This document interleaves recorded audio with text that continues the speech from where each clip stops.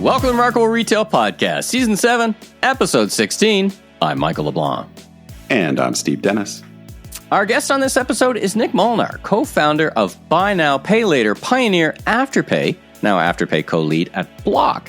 Started in Australia 2014, grew an international business, 20 million customers, or 20 million accounts in the United States alone, offered by 150,000 merchants globally, sold in 2021 to Jack Dorsey's Square, now known as Block, for a cool $29 billion. You know, Steve, we both have a background in retail store credit cards and finance, and we've been talking about getting a guest to unpack this world for a while, this BNPL world. So I can't think of a better guest or a better time.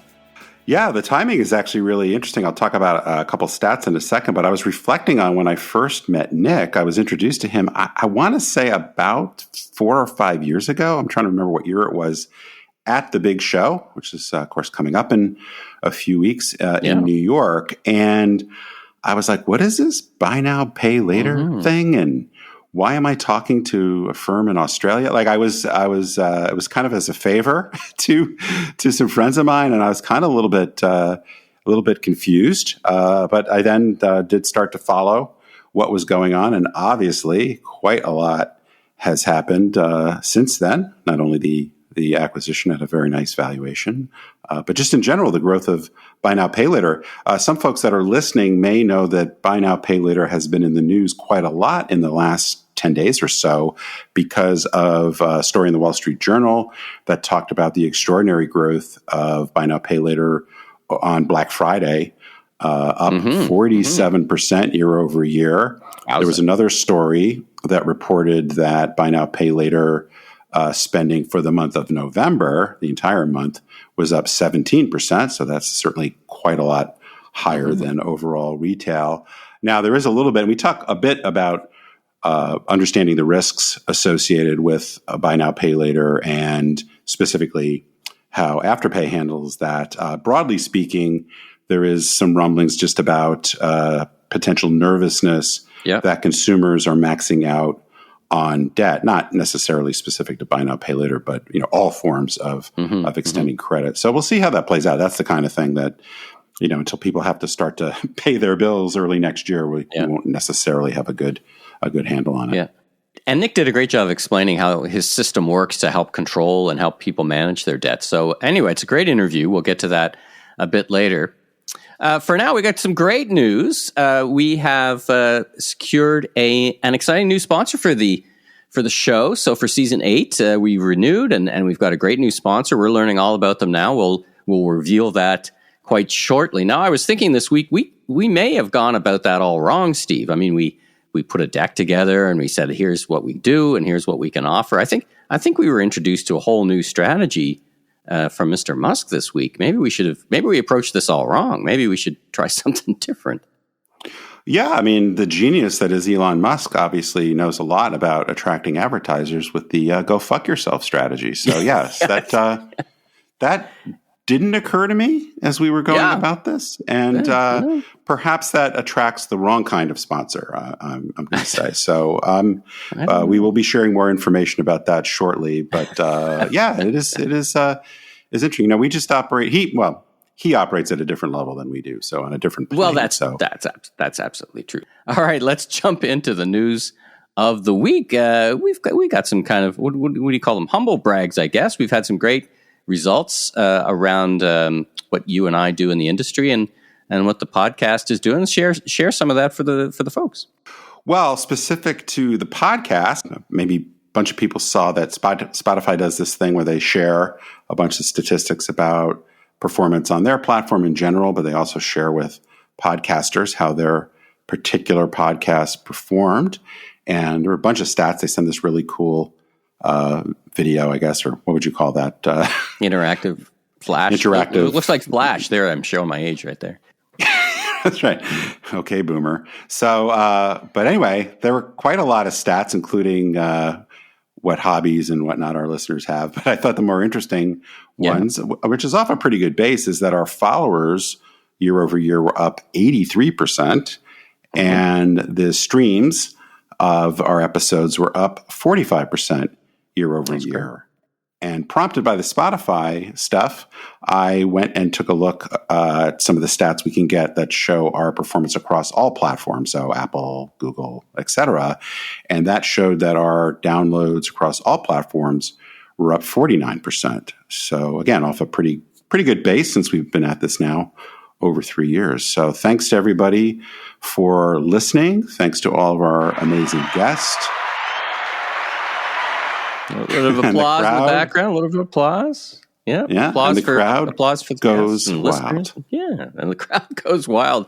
Now, I guess we would have one ask, and we kind of ask it every now and then, is if you have the opportunity to give us a review. 5-star reviews are helpful to help us share the word, because it just helps us in the algorithm and places like Apple. So if you have the opportunity, that would be appreciated. Now, I introduced this as News of the Week. That's our News of the Week. Let's get to the retail news of the week. And of course, the retail news of the week that the chattering class is all chattering about is the results from Black Friday. Let's do a roundup. What did you see and what did you think?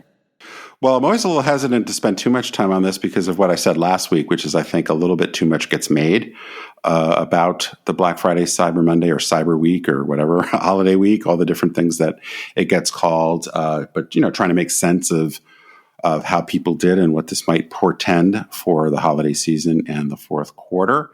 Some of the stats we've seen, online was up in one way of looking at it pretty strongly. Adobe had things up about 8%. Salesforce's number was a bit below that, but high single digits. I think you could look at that and say that's a nice increase just objectively, but it is generally below the overall trend of e-commerce growth over the long term. So it's a little bit hard to completely calibrate that. Cyber Monday in particular was up about, I think, 5%.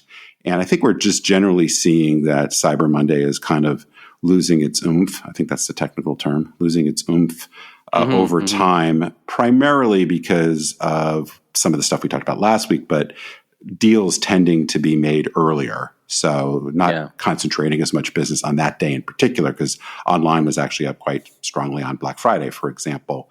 Reports of store traffic, where that store traffic was up a little bit. A couple different takes on the data there. It looked like sales in brick and mortar stores were up probably 1% to 2%. So that's not exactly too exciting. So I think overall pretty tepid. Bunch of stats saying that it looked like the deals were stronger this year than last year, particularly in apparel. One of the things, and I think we touched on this last week, one of the things that makes analyzing this particular Black Friday, Cyber Monday period trickier is that it came quite early in the season because of when Thanksgiving fell and with Christmas as a Monday, there actually are, I think we also talked about this dip that we're experiencing right now is we get away from the big trough promotions. Of death, as one retailer described it to me. Yes. So I expect any results we see this week will be pretty unexciting. Muted. But then we've got really 3 weekends ahead. So normally you wouldn't have this extra weekend in between the Black Friday, Cyber Monday, and Christmas. So I think that's a long way of saying the sales are going to be more back-ended and the trough will be deeper. And we probably can't really connect too much from the Black Friday, Sunday, Monday performance to how things will ultimately turn out. Yeah, I think I'd echo that the story is yet to be told for 2023 holiday. So maybe we'll cover that up in the new year if we get a bit of insights on that. Moving on to Shein. So they filed to go public. It's been rumored for a while. Now, they've done some kind of secret filing. Like usually you see some information here, but what's going on with how they're filing and what do you think they're, they got a lot of problems. We're not the biggest fans. I'm not the biggest fan of the business or the business model, but what are your thoughts? Well, I think there's a little bit of misreporting. I think it is always the case that the initial filing is confidential and then the S1 gets released. So I think there was just some confusion because you don't always know when the process has started. And I think there was some reporting that picked up on the process, but made it sound like it was somehow nefarious. I don't think that's the case. But it does appear that they are starting the process to go public. We don't know much about how quickly that will happen. But I would expect that we will see some information or we'll see the filing fairly quickly unless something goes awry in their plans. Can't. I mean, other like than a RICO charge, perhaps. yeah. Right. But like there is speculation that they're looking for perhaps as much as a $90 billion IPO, which would be, I don't know, second or third biggest of all time, I think. So anyway, stay tuned. But yes, it looks like this is happening, and I would expect we will get a chance to take a look at how they've been performing and what their outlook is pretty darn quickly. Well, speaking of that part of the world and the factory China direct model, Temu. Some stats about Temu, which is kind of, I see them as the other side of the coin of Shein. Both of them are like 1 and 2 or 3 and 4 or 2 and 3 downloaded apps in North America. They surpassed Alibaba in terms of, what is it, in terms of earnings? Or talk about that, because that one caught me off guard. In terms of their market value. So while Temu is part of PDD, is the holding company, which is a big e-commerce player, I always mispronounce the parent company's name, so I'm not even going to try. It's just going to be humiliating. But PDD is a publicly traded company of which Temu is part, and they reported very solid earnings, very strong growth. Now, Temu is the big growth driver there during the past year. And the strength of their sales and the strength of their earnings caused their stock to go up, and so they are now more valuable than Alibaba. Now, Alibaba has been on a negative trajectory. So if you would actually go out and take a look at the chart, you would see PDD going up quite a lot over the past year and Alibaba going down quite a lot. So whether, this is a moment in time, I wouldn't necessarily assume that this relationship is going to hold forever. But if you look at the prospects and the growth trajectory, certainly Temu is on a crazy growth path, whereas Alibaba's is much more muted at this point. Let's talk about RH, one of our favorite stores, for a whole bunch of reasons. You've written about them, and we continue to chat about them. They are opening more stores, and their stores are not small endeavors. So talk about that. Yeah, we've talked about, as you say, we do like RH quite a lot, even though their recent financial performance hasn't been great as they've gotten caught up in kind of all the headwinds of the home business. But I think earlier this year, we talked about some of their growth plans, which not only included more stores in North America, but in particular, they're starting to step on the gas in terms of international growth. So I think we touched on the kind of palatial estate they opened outside of London earlier this year. Well, they have opened a palatial estate in the bucolic hills of the suburbs of Indianapolis. It's probably a little bit different vibe. Nothing against Indianapolis. Nothing against Indianapolis. I've spent a fair amount of time there, but I would unfortunately, because this is an audio format, we can't show you pictures. But I would suggest that people take a look at some of the aerial photography of the new complex estate. And right there, you said. It's not often we tell listeners to go look at the aerial photography of a new store. So right there, that's a bit of a hint of what the magnitude of what we're talking about. What's the word I'm looking for? Remarkable. And then they also are making a push into Germany with 2 new gallery stores. So these are more still large, but not the estate plan for some of these other you don't need a drone to figure out where you are, kind of. Correct. Yeah. Yes. But yes, the gallery stores just opened in Munich and Dusseldorf. They've got several more international stores on the plan. So continuing to grow despite some choppy waters in terms of their near-term financial performance. So definitely a retailer that is doing things quite creatively and continuing to step on the gas of growth. Let's wrap the news with sometimes where we begin. It's a bit of economic news. Let's talk about inflation and how you're thinking about de-inflation. The Walmart CEO talked about potential de-inflation. What's going on there? Let me tap into your economics background and unpack this for me and the listeners a little bit. What's going on? What's your observations? Well, a couple things. One is just what was in the news this past week was that the inflation in the U.S. is at the lowest level it's been in 2 years. So that, I would say, generally speaking, is good news. As we've touched on, as many of our listeners will know, inflation has generally been quite a bit higher in the Eurozone in particular and in some other markets. So that still continues to be the case, though also starting to see some progress there. It's just the levels in, for example, the UK, I think are about twice as high as they are in America, as one example. The commentary I was just going to make quickly was one of the things I think that is interesting and I think sometimes confusing is this idea of disinflation versus deflation. So maybe this is obvious to everybody, but just in case it's not, disinflation is the lowering of the rate of inflation, which is what we are seeing. Deflation, which, as you mentioned, Walmart CEO Doug McMillon was talking about, is when prices actually come down. So not a slowing of the rate, but an actual lowering of inflation. Now, the reason why this is important, well, first of all, just this idea that we might see deflation in 2024 is interesting. Remains to be seen whether they'll happen. There's some other negative effects of that if that happens on a broad scale. And of course, we do see this in certain commodities which have a lot of volatility. Gas goes up, gas goes down, eggs. There's various commodities where prices have so much volatility that you do often see deflation in more normal times, not to mention what we've been seeing here in the last few months. But I think the reason why it's important is even if inflation gets back to, say, the Federal Reserve's target of about 2%, the cumulative effect of the last 2.5 years is that prices are still way above where they were.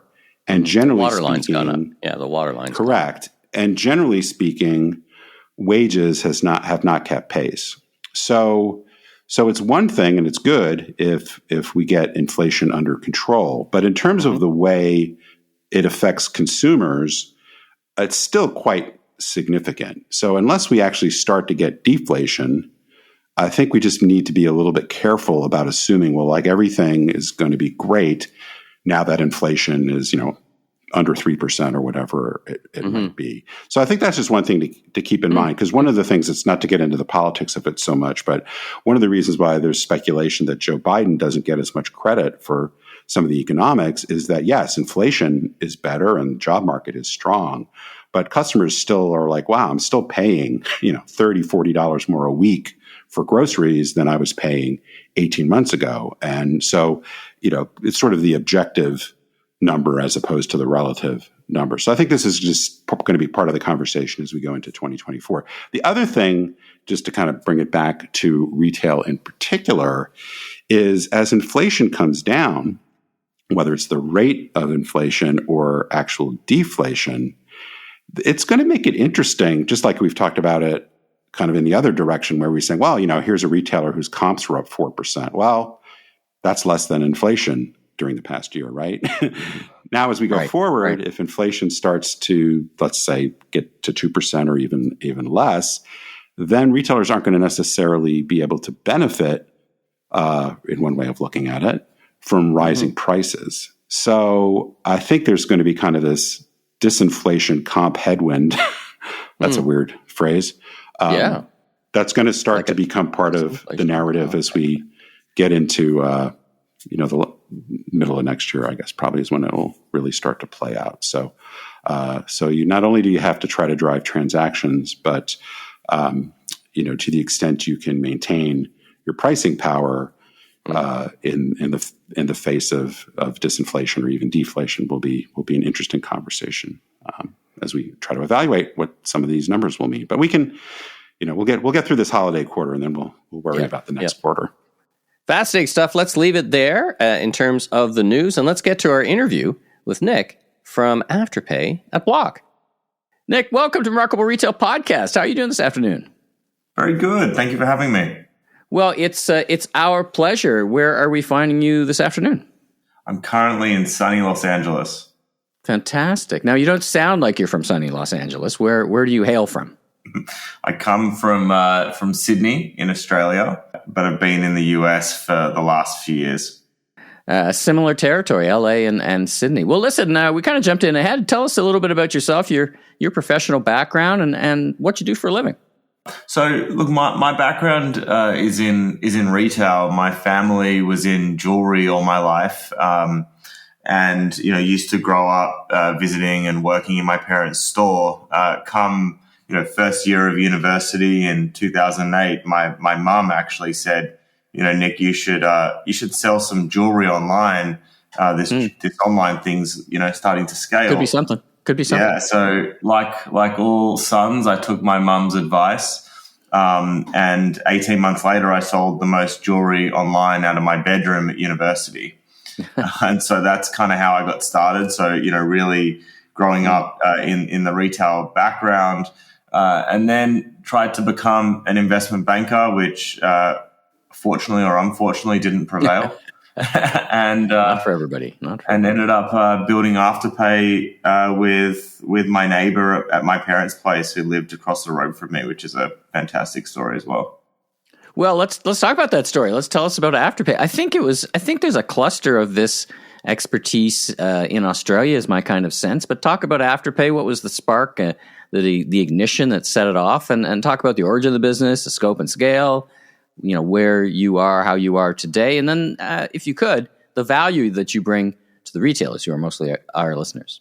Yeah, there was a couple of really interesting dynamics in Australia that I think made it, a bedrock for, what's now known as the buy now, pay later market. But, I guess my story of how kind of I fell into the space was I grew up during the 2008 financial crisis. In 2008, I turned 18 and the world said, don't spend money that you don't have. And so in parallel to selling jewelry online, I was kind of watching these payment trends that were unfolding in the millennial demographic. And something really interesting was happening. Basically, millennials stopped spending money on credit cards. They all used debit cards, and it was very clear in the data. But the question was this going to, ultimately prevail? And were millennials going to continue to use debit cards as they grew older? And so I watched the data for quite a while. Ended up meeting my neighbor at my parents' place. He lived across the road from me, a gentleman named Anthony Eisen. I met him because I wanted him to help me get an investment banking job. What I didn't anticipate was we were going to talk about what is now Afterpay, and I explained what was happening from a debit card perspective, and he got it straight away. And if you think about the dynamics of why millennials are using debit cards, they are because, if 100% of people pay back a credit card on time, the business model doesn't work. And so incentives are flawed, where the preference is for someone to not pay back rather than to pay back. And so we wanted to build something that was the opposite of traditional credit. We raised our first round of money in August 2015. And then we actually went public on the Australian Stock Exchange 9 months later. So there's not a lot of private capital in Australia, so we listed out of necessity. And then 5 years after going public, we sold the business to Block, or previously known as Square. That's now almost 2 years ago. We closed that transaction, and we're live in Australia, New Zealand, US, Canada, UK.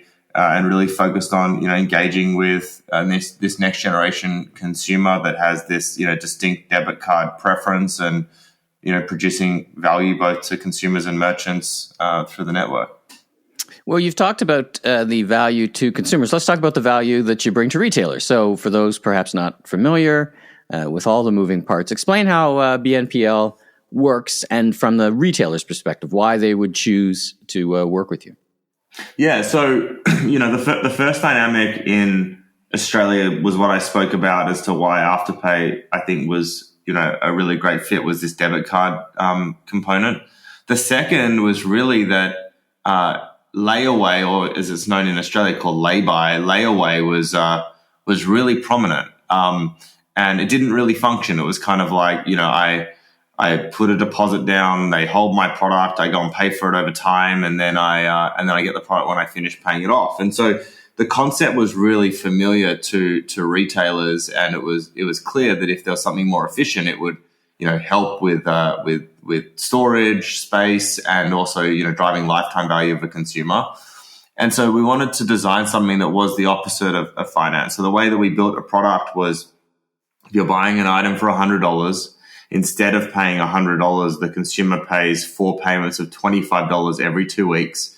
we pay the retailer next day, and then we assume all of the risk. So it's we for the consumer to pay us back on the due dates in the future. So customer gets the product up front, we pay the retail straight away, and then assume all the potential non-payment risk. It's completely interest free, and really we flip the model of traditional credit on its head, where we disable someone's account the moment that they're late on one installment, which is fundamentally the opposite of how traditional credit works. And that's really why the underlying consumer loves the product as much as they do. And then as time's progressed, we've started to move into longer duration products. So we recently launched a 6 and 12 month interest-based repayment solution on orders that are generally over $400. And so really starting to meet our customers where they are and expand the network as time progresses. So maybe we could talk a little bit more about those extended payment plans, because I remember when I first started hearing about buy now, pay later, and I think, Michael, you would have similar experience. It felt a lot like payment type offers, promotional offers that retailers had, particularly the big ticket retailers offering these extended payment plans, 0% financing, no payment, those kinds of things. Can you just give us a little bit more about what's different or better? I guess I get it from the consumer perspective. Maybe I don't quite understand it as much from a retailer perspective as to why they would change kind of fundamentally the way they've done some of these extended payment plans. Look, it's actually been really interesting launching in the US, because there's quite a bit of nuance for how the US operates that's quite different to other parts of the world. So what I'd say is, I think that I can break down the question into a couple of different components. The first is that historically installments have been for high value transactions. And kind of more pervasively in the US, this concept of a private label credit card is not as prominent in most other markets. And so it's a really interesting nuance to try and navigate. But what we wanted to do was actually, serve customers in mainstream retail, not just in the really high order value. And so, Afterpay's average transaction value is $125. It's not in the really high order value, long duration solution, even though historically that's where, installments with interest have played. And so I remember, back in the day, one of the biggest surf retailers came inbound, and they wanted to launch with Afterpay because they wanted to sell more surfboards. But actually they were more engaged in selling more t-shirts. And so, how can you drive lifetime value of a consumer? It's how do you positively influence the bell curve of transactions? And so the ability to offer a consumer, who's generally buying these discretionary transactions, to how do we really engage them in a way that was really different? We wanted to, we started life in primarily fashion and beauty, and then now we've expanded into a variety of different verticals. But it was really trying to serve a part of the market that wasn't historically served, and that debit card consumer has just not used private label credit cards as they've grown up and entered the workforce and become a significant portion of the retail economy. So it is really a fundamentally different consumer. They're spending money differently, and we're helping retailers engage with that customer in ways that suits their needs. So I don't want to get too in the weeds here, but having actually been responsible for a pretty large private label credit card business at one point, one of the things that made me kind of cringe a bit when I first heard about buy now, pay later, but I think you're starting to touch on it, just the difference in consumers, particularly the younger consumer, is when I heard that there were a lot more of these purchases that were going for the lower ticket product.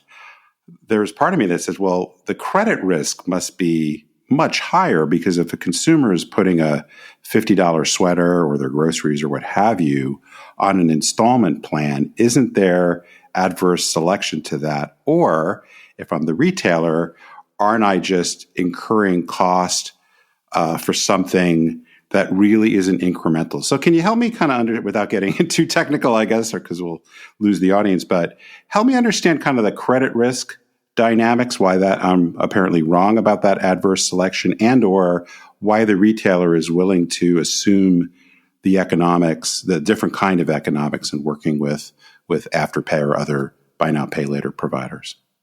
Yeah, it's a really, really good question. And why don't I start with like why I think it's important and significant, and then I can talk to like the different dynamics of the credit portfolio. So if you looked at, millennial and Gen Z's contribution to the retail economy in 2020, it was about 30% of all retail spend in the US came from millennial and Gen Z consumers. By 2030, that subset of consumers are going to be almost 50% of all retail spend across the world. And so they're spending money different. They're looking for ways to engage with retailers that is fundamentally, the opposite in a lot of instances compared to generations prior to them. And they want to, use these solutions that can better, leverage their own money and not take out lines of credit. So I think it's really important because this customer is growing older. They're reaching their peak spending capacity, and their trends are now becoming, macroeconomic trends because of their importance in the economy. In terms of then like how we manage risk and your question, we've really focused on, as I said, we started life in the fashion and beauty ecosystem. We then moved into pet supplies, sporting goods, automotive products, et cetera, et cetera. And so, really focused on those transactions in those particular verticals and then expanding over time. What's quite nuanced in how we manage risk, which I think is often missed, and it's subtle but really important, is the moment that a consumer is late on a single installment, they cannot keep shopping on the platform. That is the opposite of how a credit card works, where income is earned as outstanding payments. Like the longer someone is overdue, the more interest that is incurred, the more a credit card makes its money. And so we wanted to design our product that was the opposite. The example I give is if I got caught speeding and the fine was that someone took away my Netflix account, I'd be devastated. But the cost of my Netflix for a month is way cheaper than the cost of the speeding ticket, but I don't want to lose my Netflix account. Our consumers love our solution because it has their back. It is what it says it is, and they want to do the right thing by Afterpay. And it means that, our loss rates at the moment sit at, about 1%, which is many, many multiples lower than finance books and, at some of the lowest levels that we've seen in recent times. And so we're able to manage in a cost of living crisis where there's higher interest rates, higher inflation. Consumers are really looking for ways that they can manage their money. We're able to not just serve them at that time and serve them in a way that's genuinely in their favor, but also manage risk in a really effective way. And I don't know, this is kind of a broad question perhaps, but it's interesting to me partially because I often study how legacy business been studying how legacy business models often fail to respond to more disruptive business models, obviously, such as your own. What would be your theory as to why traditional credit players have not been able to take advantage of this? Is such a great opportunity. Obviously, there are a lot of significant players now, including yourself, that have grown in this space. Why is it that none of the other traditional credit providers have really made any moves into this growing segment? I think firstly, it's great to see the movement in, the pay in four space. I think it illustrates that this debit card consumer is looking for value. And what you've actually seen is that certain platforms are able to originate new business for partners. And so when a retailer engages with us, yes, they're looking at us for the benefit of splitting a transaction in four, but we also drive 1 million leads per day from our app to our retail partners. So our retailers look at us as a customer acquisition channel to engage with that, next generation millennial and Gen Z consumer, like they would look at Facebook or Google. And so that is very different to how, traditional credit card products may have worked in the past, where it was more about the value of providing someone with, extended lines of credit as opposed to being able to legitimately originate new business. And so you're seeing, many players start to enter the space, but actually the choice that's provided at checkout by retailers are really those that can originate new business for partners and act as not just a payment product, but really a marketing channel for those retailers. And I think that is kind of like part of what the secret sauce has been, and why you might have seen, certain decisions that have been made strategically, to your question of like who's in the space and who's not. So given all this, and you've hinted at it a little bit, I mean, we're in interesting times from a state of the consumer and the state of consumer spending, debt, risks, inflation, some markets up, some down. As you have this unique perspective on global data, talk about what you see from the state of consumers, specifically in the U.S. market. Look, we're seeing like quite a bit of resilience. It's also difficult for us to like discern because the platform's always growing. We're growing at some of the fastest levels than we have in the prior couple of years. I think some of it is demand for buy now, pay later today because of the cost of living crisis, because of inflation, interest rates, etc. It's really yielding more demand for buy now, pay later and for Afterpay. We've also just seen expansion across a wide set of verticals. But when we look at cash card data, which is also owned by Block, and I'm happy to talk a bit more about the detail of where we think the strategic opportunity exists more broadly, and Afterpay and Square's data, we're seeing pretty similar trends that are occurring. And I think what's really rewarding is back to the question a couple of questions ago, is not just a consumer spending, but they're actually being really responsible and they're paying back on time. 98% of Afterpay's installments in the US were paid back on time, which is really 98%. Really wow, 98%. Yeah. Well, you've kind of hinted at it. I guess it leads us to the next question, which is what is next? I mean, you had your liquidity moment. Congratulations. You're part of a big payment processor now. How do these two things come together to 1 + 1 = 3? Yeah, I think it's a really exciting opportunity. I think, it was why I was really encouraged to do the deal with Block, and why I think there's immense value that can be created. Block is a unique business. It has two sides of a network. It has the Square business, and it also has Cash App. And so, pretty quickly post transaction closing, we rolled out across the entire Square platform, both online and in person, and seeing, naturally, a lot of usage that's going through Afterpay as a result of that relationship and integration. But then more pervasively, it's how do we continue to expand with Cash App in the US? Cash App in its latest quarter had 55 million monthly transacting actives, and a significant amount of customers use the product each month, and the Cash Card is a meaningful contributor to the overall retail economy. And so to have an app that is one of the number one finance app consistently over the past period of time, and top 10 apps downloaded overall, to give the retailer an ability to have, similar to Afterpay, another pathway into engaging with this next generation consumer and meeting them where their customer is, I think is a really important opportunity. So, we started to roll out Cash App Pay across our retail network, whether it's retailers like Finish Line or Shein or, DoorDash and others, really seeing incredible results. And so I feel like as Block, there's a really great set of ingredients that exist strategically, where it has merchants and consumers and, a huge amount of scale on both sides. And it kind of goes back to, how do we keep building great products that drive incremental value for our retailers? And that's where we're resolutely focused. Well, I certainly hear growth. What does innovation look like for 2024 for the retailers listening? I mean, you've talked about the expansion of different products. Is there, if I looked at Afterpay 5 years ago and in 2024, what's new and what's exciting?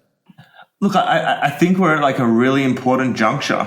I think there's a lot of great new new products that we can build and are building. But actually, the most important thing we can do over the next 12 months is just serve this consumer, given the demand that exists for the core product. We're seeing really strong underlying growth of our core existing business, and we want to make sure that we expand into new verticals, continue to build that presence. If you look at Australia, which was the first market, obviously, that I launched into, the average customer buys from 11 different verticals and shops multiple times per month.